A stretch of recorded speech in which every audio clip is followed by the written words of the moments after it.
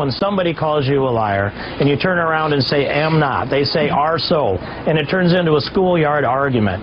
You have to make a decision on whether you want to go down into the muck with someone like that or whether you want to stand above it and with clarity have confidence in the voters. And by the way, Iowans had that clarity, and Donald Trump is a sore loser. He lost by more than 6,000 votes in Iowa, and now so he has to give you this fury and accuse that he threatened a lawsuit.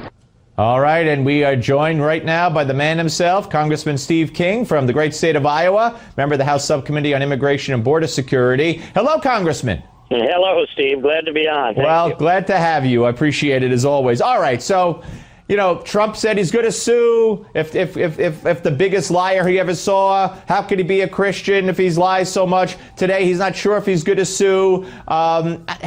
How should your guy, Ted Cruz, respond to all this? Well, I think Ted Cruz has just got to rise above it.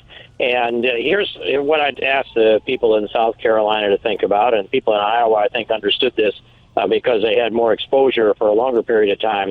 But it's this: whatever in politics, it's something different that people don't expect.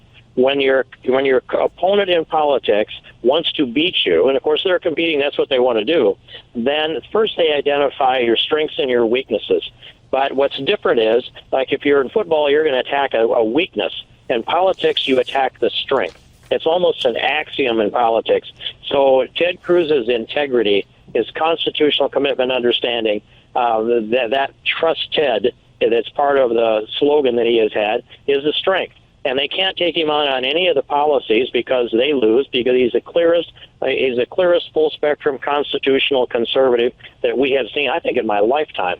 And so they attack his integrity, trying to break that down, because if you can succeed in that and get people to no longer have that trust factor, then it breaks everything else down too, and it opens a path for somebody who's throwing out these vile accusations like Donald Trump. And I think also it confirms that Trump sees that Ted is making a move in South Carolina, and he'd like to be able to knock him down. So these nasty attacks are coming up. Well, what would you call, Congressman, what would you call Trump? In other words, he's called Cruz, crazy. He's called him a liar. He's called him not a good Christian. What would you call Trump acting the way he's acting? How would you describe it? Then it drags me into the middle of this thing, and there are a good number of names that come to mind. Give me one. Just give me one. Well, if I do that though, Steve, then I'm playing this same game, and it never ends. Have you ever seen anything like this though?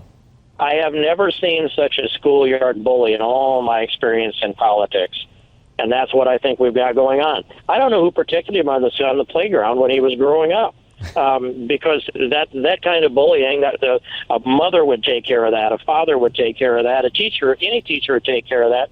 You'd have that knocked out of somebody before they ever got into 5th grade. And yet we're seeing this on the stage. The whole world is seeing this. You are a liar. I'm going to sue you. Right. Oh, my God. All right. So, Congressman, we got about a minute and a half left. South Carolina. I don't know. There's talk that insider polls are showing Trump with only a few-point lead, and that's why he's gone after Cruz the way he has. What do you know about the polling that maybe you could share with us? So that's what I think is going on, and what I think is this, that these people in South Carolina, even though they say they see gutter politics down here, they do see some gutter politics down here, and I've been down here and multiple times to see that. But it comes with the presidential race. It's not the character of the people. No, but you say you believe, as far as you know, the polls are closing. To what extent do you believe? Well, I think that Trump is claiming a 20-point lead or a 16-point lead. I think that's probably right in the polls, but there are going to be a lot of people that say they support him that are not going to go to the polls and put up a vote for him. Interesting. We saw that happen in Iowa. The vote dropped off, and the polls were off. So where are you looking for Cruz? You're looking for Cruz to win? I think that there's a few days to go yet. I think Cruz has a shot, but it's most likely this. Trump will not beat his own point spread. He will lose on his point spread. I think Cruz has a chance to win. He's more likely a second here and a close second. Gotcha. Congressman, I'm out of time. I love you. I thank you very much. Take care. Congressman Steve King. Up next, we're going to talk with Dick Morris. Don't go away.